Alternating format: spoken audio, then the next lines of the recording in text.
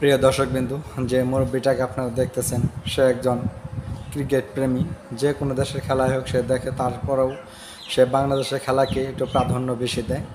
আর বাংলাদেশ বর্তমান যে খেলাটি দেখাচ্ছে, আমরা তার কাছ থেকে কিছু জানতে চাবো বাংলাদেশ সম্পর্কে, যে তারা যে পরিমাণ খেলা দেখাচ্ছে এতে সে কতটা সন্তুষ্ট। আমরা চলে যাচ্ছি তার কাছে। তো আর দেরি নয়। আমার নাম মোহাম্মদ আলী। আমি ক্রিকেটকে ভালোবাসি। আমি প্রত্যেকটা টিকেটেই আমি খেলা দেখি। রাত জায়গা হলেও আমি সারা রাত খেলা দেখি। কিন্তু নতুন একটা দেশের সাথে বাংলাদেশ খেললো, লজ্জাজনক, শরমে মরে যায়, নিজেরই স্মরণ করে কীভাবে এরা খেলাটা করে, দেশের নাম ডোবায়। এই যে ভালো ভালো প্লেয়ার থাকে, এই যে নতুন প্লেয়ার, এই যে খেলা করে, এই খেলা কি ভালো? কী দেখে যারা নাকি আর ক্রিকেটের দায়িত্ব আছে, এই যে ভালো ভালো প্লেয়ার একে যে খেলে, তাহলে সামনে যে বিশ্ব খেলা কীটা খেলবো, কী আমরা পাবো, কী আমরা পাবো? তাই আমরা চাই বাংলাদেশ ভালো খেলুক, ভালোই করুক, আমরা একটু আনন্দ পাই, আমরা একটু খুশি পাই। কিন্তু যুক্তরাষ্ট্রের সাথে যে খেলা খেললো, আমরা তো কোনো আশা করতে পারি না যে কোনো খেলায় জিতব। আর কি বলবো, এখানে একটা প্রশ্ন আছে, এই যে আপনার বিচারকরা যে সাইফুদ্দিন এবং মেহেদী মিরাজকে তারা বাহিরে রেখেছে, আবার এই যে লিটন দাস এত খারাপ খেলার পরেও তাকে অটো চয়েসে নেয়, এই ব্যাপারে যদি কিছু বলতেন, যে লিটন দাস এই যে খেলা দেখাচ্ছে তার কথা তো না বললে না, এমনকি মেহেদী মিরাজ ও সাইফুদ্দিনকে যে বাহিরে রাখছে, এই বিষয়টা বিচারকের প্রতি কি বলবেন?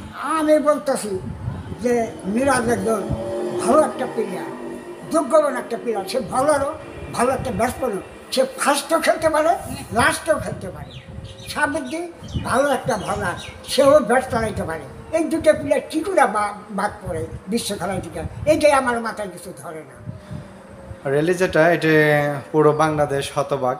যে শুধু বাংলাদেশ বললেও হবে না, যারা বাংলাদেশকে ভালোবাসে তারাও হতবাক যে এই ধরনের প্লেয়ারকে তারা বাহিরে কিভাবে রাখে, এটা আসলে কিভাবে সম্ভব হয় জানি না, মাথায় ধরে না। তো সব মিলে যেটা আমি বলতে চাচ্ছি, যে এই ধরনের ক্রিকেট যাতে করে ধ্বংস না হয়ে যায় সেদিকে আমি মনে করি খেয়াল রাখতে হবে তাদের। তো যেমন বাংলাদেশ থেকে ফুটবল যেভাবে বিদায় নিয়ে চলে যাচ্ছে, যে আর বাংলাদেশ ফুটবল যেমন অগ্রসর হতে পারছে না, ঠিক দিন দিন ক্রিকেটকেও এরকমভাবে ধ্বংস করতে চাচ্ছে। আপনার কি মনে হয়? আমি জানি না, যারা কর্মকর্তা আছে, যারা দেশ চালায়, যারা দল চালায়, যারাই করে, তাদের মাথায় কি ধরে ভালো ভালো প্লেয়ারকে এইরকম প্লেয়ারদের খেলিয়া লজ্জাই পাই এই খেলা দেখতে গিয়ে। সামান্য একটা নতুন দেশের সাথে আমরা ৪৫ রান আমরা পারি না, এই যে জায়গা কী বলবো, এটা তারাই ভালো বোঝে, যারা আছেন দায়িত্ব তারাই বোঝে। আর কী বলবো, আমাদের করবার কিছু নাই। আমরা ক্রিকেটকে ভালোবাসি, ক্রিকেট খেলা দেখি। আমার আজকে ৯০ বছর বয়স, আমি সারা রাত দেখে খেলা দেখি, দেখে ফল পাই না। খুব একটা দুঃখজনক, রাত্রে ঘুম হয় না, শৈলার ঘুম হয় না, আমার বাংলাদেশ হাইরে গেল, এইটাই দুঃখজনক। দর্শকবৃন্দরা, আপনি বুঝতে পারলেন ৯০ বছর বয়সে সে বাংলাদেশকে কত ভালোবাসে, বাংলাদেশের খেলাকে কত ভালোবাসে, কিন্তু বাংলাদেশের প্লেয়াররা ভালো কিছু উপহার দিতে পারছে না, সেই কারণে সে হতবাক। এখন এমনকি সে তার মাথাও হেট হয়ে যাচ্ছে। তো সর্বশেষ যেটি বলতে চাচ্ছি, আমরা যেটা আশা করি অনেক ভালো খেলুক বাংলাদেশ, যেহেতু অলরেডি চলেই গিয়েছে। আমাদের মনের যে বাসনা থাকে এটা আমরা প্রকাশ করলাম। আর দর্শকবৃন্দরা, আপনাদের যদি কোনো কিছু বলার থাকে কমেন্টে বলবেন বাংলাদেশ সম্পর্কে।